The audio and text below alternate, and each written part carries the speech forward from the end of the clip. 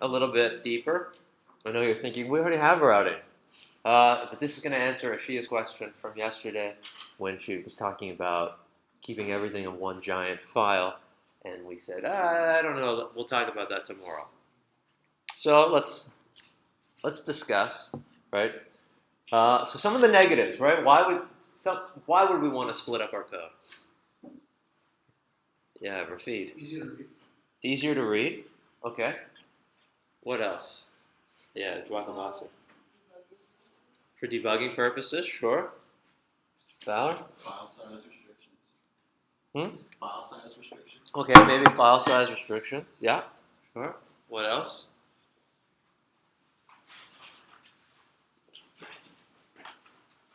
All right, easier to maintain, right? Just overall. So as our application continues to grow, we know where for things to grow. Okay. So this lesson starts off pretty much the same as the other ones have, right? We've got our empty app.js.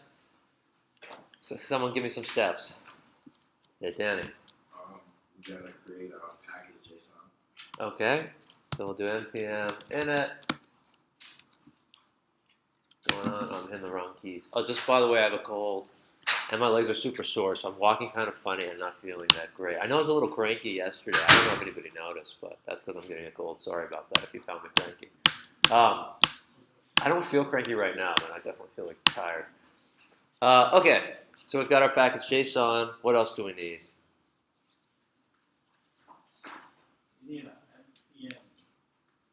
Cores. Okay, let's do. Okay, so we might need all those. I'm just going to do them as I need them. So to start off, you're right though. We just need cores and express. So let's do npm I cores and express. This is like Third-party packages. those are third-party packages. Yeah, or third-party modules. Express is specifically a framework that we can use. It's unopinionated. That's important. Does anybody know what I mean when I say that Express is unopinionated? Okay, so we'll talk a little bit about like file structures today. Not too much though, because I don't want to like overwhelm, and really the examples in the GitHub won't give us a great idea. But essentially, there are different ways to set up and organize your application. There are certain files that maybe specifically talk to the database, and then there's other ones that maybe specifically have to do with routes, but also talk to the models being the ones that touch the database. Then there's views, that's what the user's seeing. And so like there's a few different types of like specific framework styling or architecture, right? One is MVC. That stands for Model View Controller. Model View Controller. I guess this is probably more industry fluency at this point, just so you know, not tech. Model View Controller, an example of something that's Model View Controller is Ruby on Rails. You'll see job listings for that. You'll hear about Rails. Sometimes just shortened to the word Rails because it's only the one Rails. That is a very popular MVC. So essentially the model is communicating with the database, the view is what the user's seeing, and then the controller is what's tying everything together. It's going back and forth essentially between the view and the model. Maybe you've heard of Angular. That's MVVM. That stands for Model View, and this is View Model. Full disclosure, I don't really know that much about Angular. I just know that that's what its architecture is. You should probably at least know that. Just in case they ever ask you, like, do you know what an MVVM is? And you're like, I know that Angular is that. It's a model view model. So you can talk a little, but you can say that I haven't made anything yet with that. You should be honest, but you should also say at least what you do know, and not just like MVVM. Never heard of anything like that ever. Because that would be dishonest, because I'm telling it to you now. Right, so something you should know about Rails is Rails is extremely opinionated.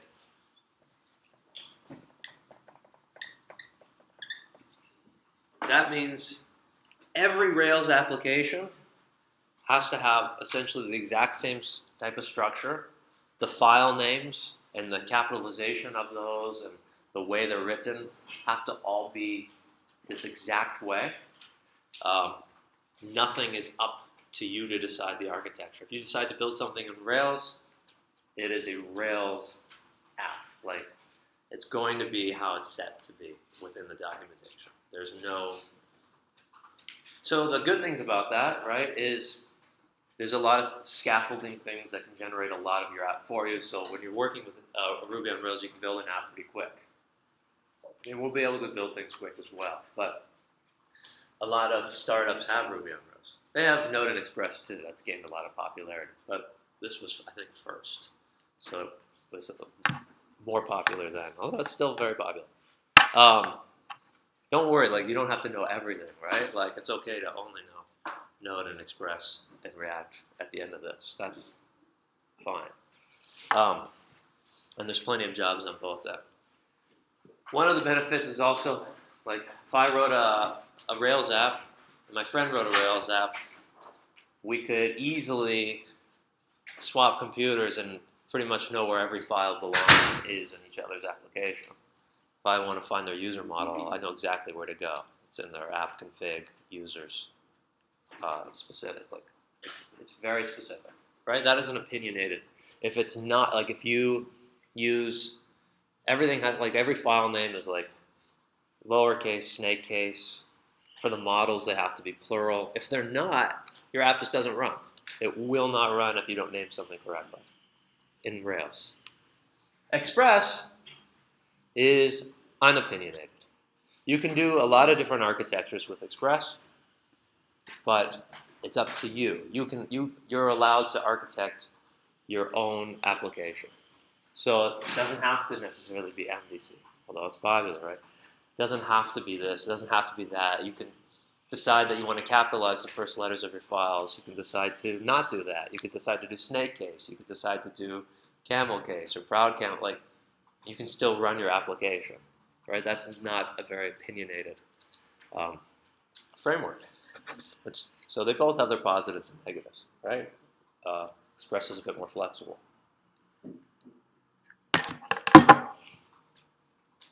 So why am I telling you that? Well, because it was in part of the lecture. Yeah, so today we're going to talk a little bit more about organizing our apps because we don't want our apps to get too large all over the place. And again, I know why I started going into that. It's like, we're going to learn something today, but you might see other examples that are different. And you might end up liking something else more. Don't choose something like really random or weird, but like if it makes sense and it looks like an improvement, that's fine. It's not opinionated, okay? So just because you might see something different, it doesn't mean it's necessarily wrong, okay? If it was different on a Rails app, it would be wrong, okay? It wouldn't run at all. Okay, so let's go ahead and we've installed those. Let's go ahead and require them. So I'm just going to say const express or app. But no, I'm spaced. Is express. And let's go ahead and do cores as well. Let's go ahead and make our app. Const app is equal to express. I should invoke this. What else do I need? Nice. Port. I'm going to run it on 3000. Let's go ahead and do app.listen. I'll say port. I know it's listening, so I'm just going to write listening just so I can see something visual. Go ahead and run our application. Why is this hanging onto that box? There we go. I'm going to run it with NodeMon, which I've installed globally. Nope, misspelled it. Okay. All right, so we've set up our basic router again. So we'll talk a little bit more about what makes up something a RESTful API. RESTful APIs have to do with those HTTP methods, right? These are the routes that we're expecting to use in order to hit those. So it shouldn't be a surprise. It should be a bit intuitive. So let's say I had a route that was const app.get, and we said /users. What do we expect to get back? What was it? Marvin? Which user? All the users, right? Rest.json.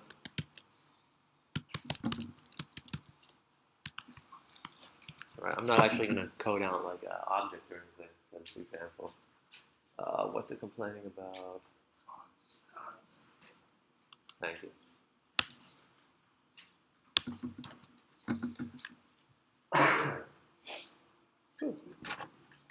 Okay. What about if I do users/ID? What do we expect to happen there? Like, if I do with the params,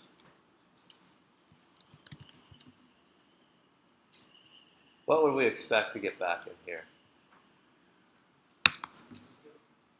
What? Yeah, right? A specific user. We'd be grabbing a user based off of its ID. So we would say, let's say user request.params.id info. Right? That seems like something we can expect to get. What if I did something like app.delete and I said /users ID?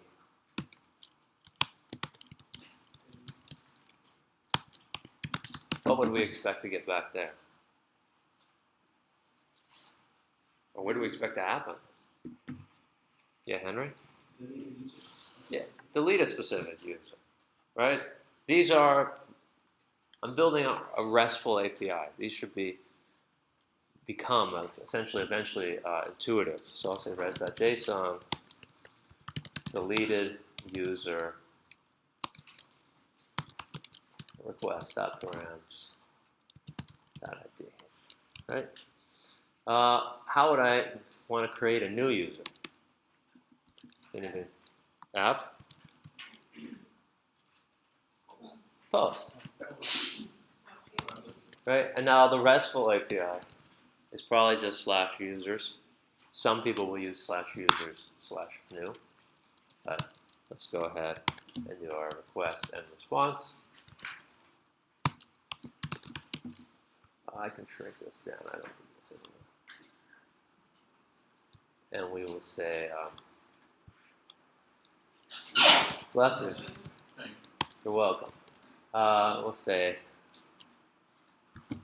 created a new user. Okay.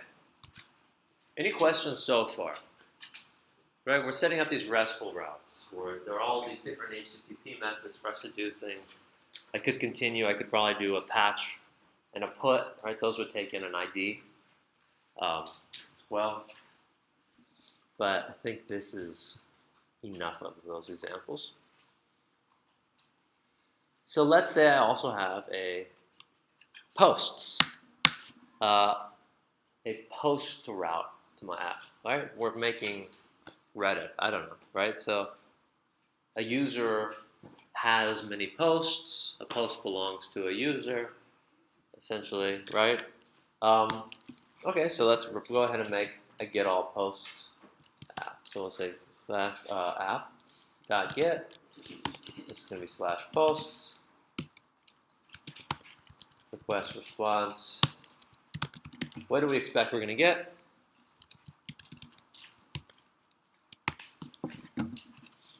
What should that route give us? This route should give us all users. This should give us all the posts. So this says returns all posts. I have a question. Yes. What's the difference between using req_params.id versus req_query? Params are something that are specified in the route. Query is something that the user is passing in as part of a query string. I recommend checking out that highlights doc too. But essentially, when a user calls Axios.get, it's expecting like an ID here. But if I wanted something else, when they're making their Axios call, I'd be doing something like Axios.get, and I'd be saying localhost, right, whatever, /users, and then maybe I do a question mark where I say name is equal to Corey,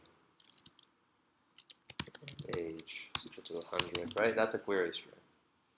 That's all. They're not used that often. That's different than how we would usually get something. We would just say /the ID, so 4 or something. So our query string has to match what the app.get is. No, the query string is coming in from the front end. The key value pairs aren't set yet. The key value pairs are coming in from the front end, name being 1, age being 1 there. That's the key, or keys. While the params, the keys are designated here.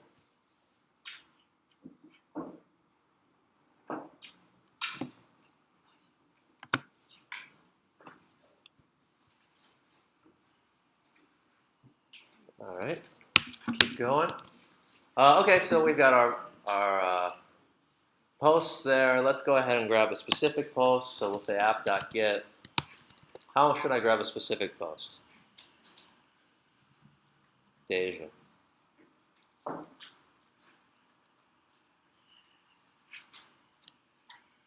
What would be the RESTful route for that?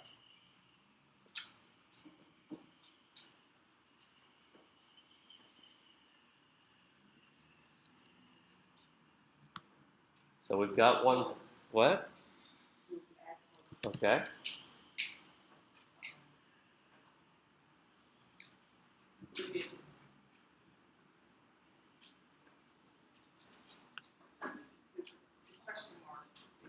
So that's going to give us the query string. We're building on a parameter. /:, yeah, and then the ID. Good, nice job. Okay, so then this would give us back a specific post, right? Hopefully you guys are picking up a pattern here. It is the same thing over and over again. If not yet, don't worry. Just keep asking, we'll get it, right? Returns a specific post. Yada, yada, yada on the posts, right? The same type, it's the exact same mirroring, essentially, of the users. So what about if I wanted to get all of the posts for one user, or a specific user? What route would make the most sense? Wait, say that again. So we've got a way to get all the posts, we've got a way to get all the users, and we've got a way to get a specific user. How do I get all of the posts for one user? So this is like when you go to your home. Yeah, you want to try it? Yeah. Okay. Would it be /post/user/ID? Okay, so that is one possibility, right? We could say app.get, and we could say /post/user/ID. That's possible, and that does exist a lot in our GitHub. Is there a way that seems even more intuitive? Fowler? /user/post. Almost, yeah. /user/ID/posts. I like that. Right, so to me, this is really the most intuitive. I'm saying in my database, I want to go to the users, I want to go to the specific ID, and then I want to get all the posts for that user. Right, so it reads in this specific linear route.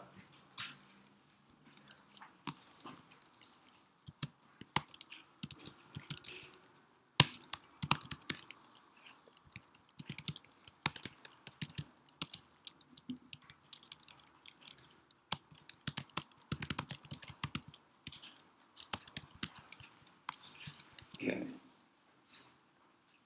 Any questions on that so far?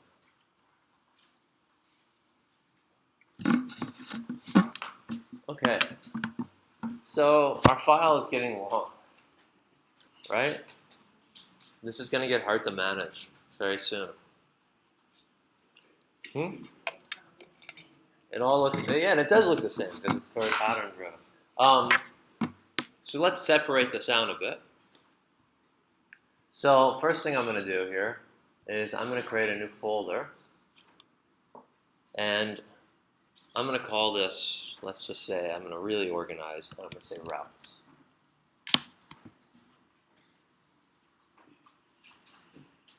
Right, this is one potential way to set up your application. Inside of routes, I'm going to set up more folders.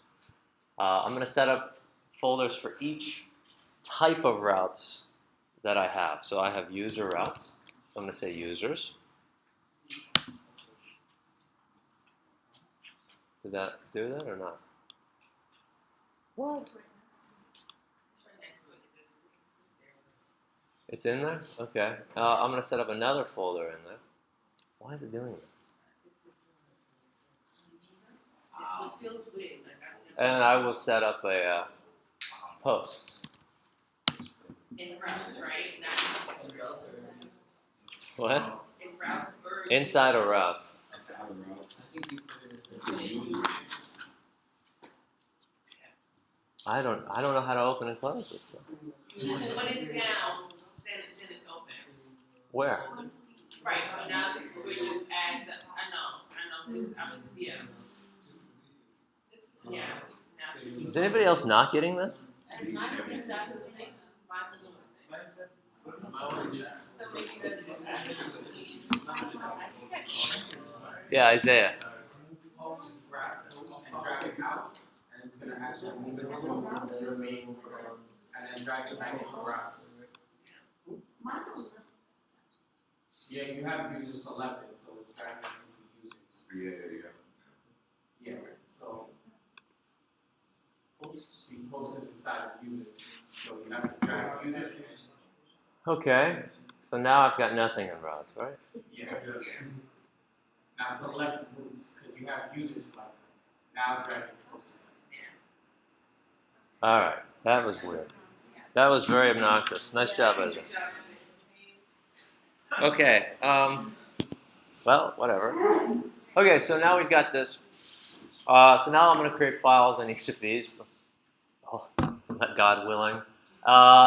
So for users, I'm going to say, I'm going to pass in users.js. And for our posts, I'm going to add a file called post.js.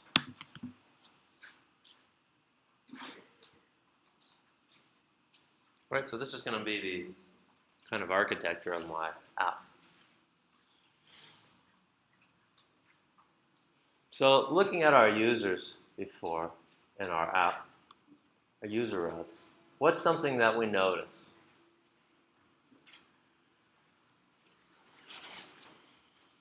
What's something they all have in common?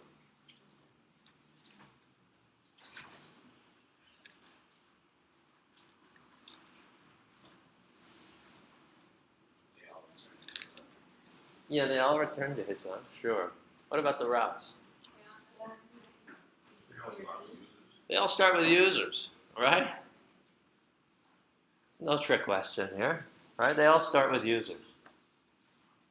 So, this way we can use middleware to say when we hit a users, we're actually going to go to this other file and look at stuff. So, let's first set up our user router. So here, I'm going to excuse me, I'm going to import or require Express. Well, I could do this all in one move too. Okay, I'll do const express, and we'll do our usual require. I'll say express. And now I'm going to create a router. So this router is going to be a user's route, right? A user's router. So I'm only going to hit this when I'm using users. So I'll say const users, and I'll say express dot router, and invoke it.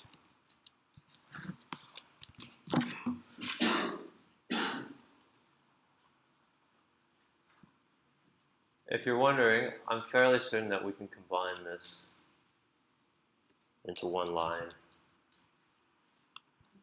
like this.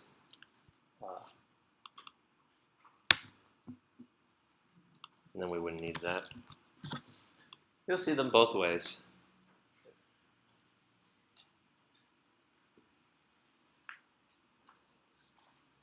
Okay. So now that we have a router, before we forget, let's go ahead and export it. So I'll say module.exports, and I'll just point that to users.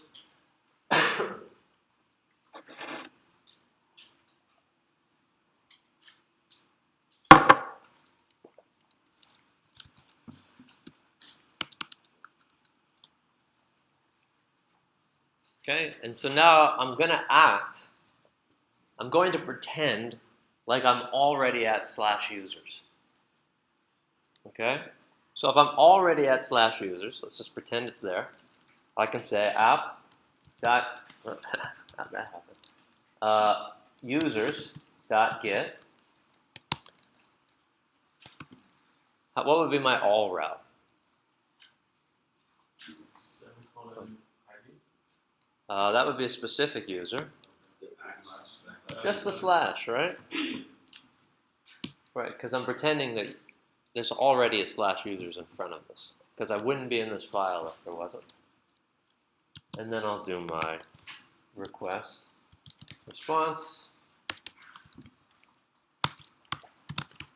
And I'm just going to go ahead and res.json all users. Now we haven't actually ran anything yet. So let's just run one thing at a time. So just so you know, there's no way right now, we're not connected, right? Our main app page hasn't said anything about this page yet, so we're still running on our all users here. Okay, and let's prove that to ourselves. Go to Postman.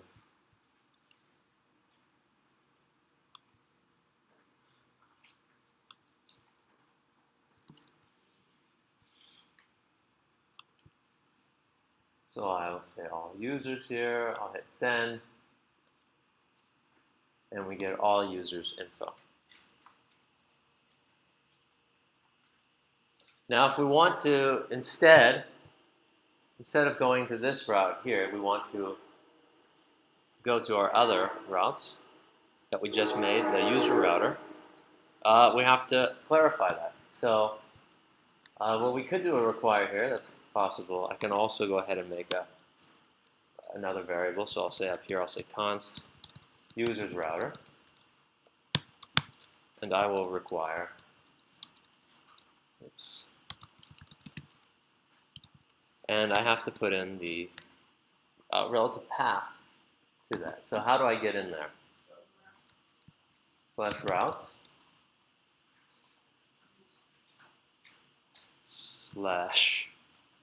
/users / right.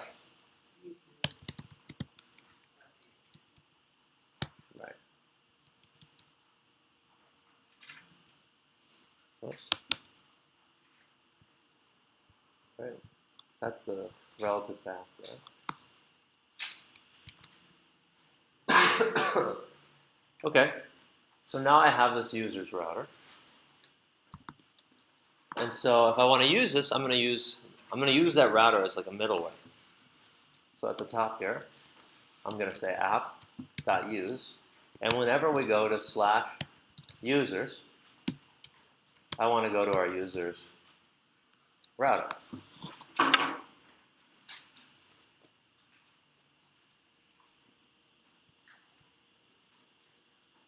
Right now we have the all users path already defined there. So I'm just going to comment out this one so we can see that we are hitting the one we want. This is how you connect them. Okay, so now let's go ahead and run it again. Should be no changes. All users. Great. We see that in our users we did write all users. So we're hitting that one. The other one said all the users, right? Or all users info. So. Any questions so far? Okay. So over the next 10 minutes, try to move the remainder of your user routes and post routes into their file. Yeah. Can I go to user.js? Yeah, please ignore the very last route for now.